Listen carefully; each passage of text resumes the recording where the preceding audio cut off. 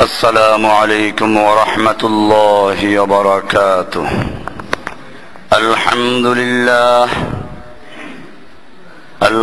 لله نحمده ونستعينه ونستغفره ونؤمن به ونتوكل عليه ونعوذ بالله من شرور أنفسنا ومن سيئات أعمالنا.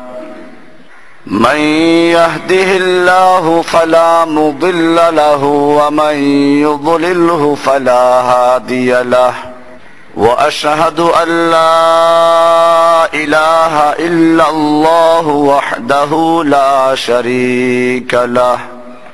وأشهد أن محمدا عبده ورسوله صلى الله تعالى عليه وعلى آله وأصحابه أجمعين. أما بعد فأعوذ بالله من الشيطان الرجيم. بسم الله الرحمن الرحيم.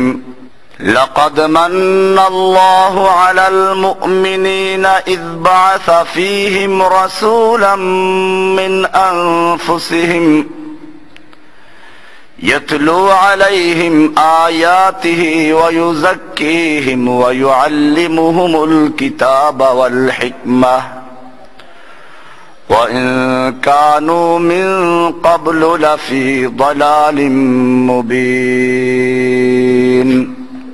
صدق الله تعالى وصدق رسوله النبي الأمي الكريم ونحن على ذلك لمن الشاهدين والشاكرين والحمد لله رب العالمين. معزز ও মুহতারাম হযরত মুরব্বিয়ান কিরাম ও দিগার মুসল্লিয়ান ইজাম, আল্লাহ সুবহানাহু ওয়া তাআলার মহান দরবারে লাখ শুকরিয়া জ্ঞাপন করছি, যিনি আমাদেরকে প্রতি জুমার ন্যায় আজকেও মসজিদে সালাতুল জুমা আদায় করার জন্য আসার তৌফিক এনায়েত করেছেন। এজন্য বলি আলহামদুলিল্লাহ। রবিউল আউয়ালের প্রথম জুমা আজ। রবিউল আউয়াল মাস এলেই আমাদের প্রিয় নবী সরওয়ারে কায়নাত রাহমাতুল লিল আলামিন শফিউল মুজনিবিন নবিয়ুনা ওয়া সাইয়্যিদুনা মুহাম্মদুর রাসূলুল্লাহ সাল্লাল্লাহু আলাইহি ওয়াসাল্লামের আগমনের বার্তা আমাদের কানে বাজতে থাকে। এটা সত্যি যে আল্লাহ রাব্বুল আলামিন মানব জাতির উপরে নবী এবং রাসূলদেরকে প্রেরণ করে যে অনুগ্রহ করেছেন, ইহসান করেছেন, দয়া করেছেন, সেটা আল্লাহ রাব্বুল আলামিন নিজেই কোরআনুল কারীমের সূরা আলে ইমরানের ৬৪ নম্বর আয়াতে আলোচনা করেছেন। লাকাদ মান্নাল্লাহু আলাল মুমিনিন। আল্লাহ রাব্বুল আলামিন মুমিনদের প্রতি অনুগ্রহ করেছেন, দয়া করেছেন, ইহসান করেছেন। ইয বা'সা ফীহিম রাসূলাম মিন আনফুসিহিম, যে তিনি মানুষের মধ্যে, মুমিনদের মধ্যে একজন রাসূল পাঠিয়েছেন, মিন আনফুসিহিম, তাদের থেকেই, ইয়াতলু আলাইহিম আয়াতিহি, যে রাসূল মুমিনদের প্রতি আল্লাহর আয়াতকে তেলাওয়াত করেন, ওয়া ইউযাক্কিহিম, এবং তাদের আত্মাকে শুদ্ধ করেন, পরিচ্ছন্ন করেন, ওয়া ইউআল্লিমুহুমুল কিতাবা ওয়াল হিকমাহ, এবং তাদেরকে কিতাব ও হিকমতের তালিম দান করেন।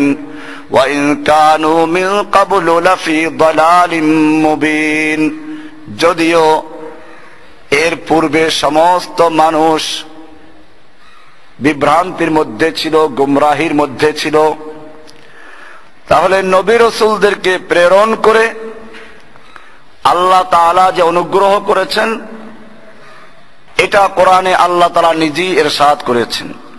এজন্য আমরা নবী রাসূলদের আগমনে ধন্য এবং খুশি। নবী রাসূলদের আগমন কেন,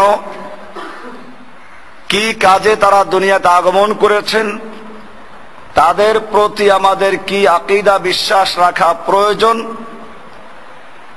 ইনশাআল্লাহ মাস ব্যাপী আমরা সে আলোচনাগুলো শুনব। কারণ নবীদেরকে নিয়ে দুই রকম লোকে গোমরাহ হয়েছে। এক প্রকার লোকেরা বাড়াবাড়ি করেছে, আর এক প্রকারের লোকেরা ছাড়াছাড়ি করেছে। খ্রিস্টানরা একদিকে ঈসা আলাইহিস সালামকে আল্লাহর পুত্র বানিয়েছে, অপরদিকে ইহুদিরা ঈসা আলাইহিস সালামকে নাউযুবিল্লাহ অবৈধ সন্তান বলে আখ্যায়িত করেছে। আমাদের মুসলিমদের মধ্যেও আমাদের প্রিয় নবী মুহাম্মদুর রাসূলুল্লাহ সাল্লাল্লাহু আলাইহি ওয়াসাল্লামকে এক দলে মোহাব্বত করতে করতে আল্লাহর আসনে বসিয়েছে, আর অপর দিকে আর এক দল লোকেরা তারা নবীদের গুরুত্বটা কি বাদ দিয়েছে। এই বাড়াবাড়ি এবং ছাড়াছাড়ির কারণে আজকে মুসলিম মিল্লাত, মুসলিম জাতি বিভ্রান্তির মধ্যে রয়েছে। অনেক জায়গার থেকে প্রশ্ন করা হয়, আল্লাহর নবী কিসের তৈরি? যদি বলি যে আল্লাহর নবী আল্লাহর নূরের তৈরি, লোকগুলো খুব খুশি হয়। আর যদি সত্যিকার কথা বলা হয় যে আল্লাহ রাব্বুল আলামিন নবীকে তৈরি করেছেন মানুষের জন্য, তিনি মানুষের নবী, মানুষ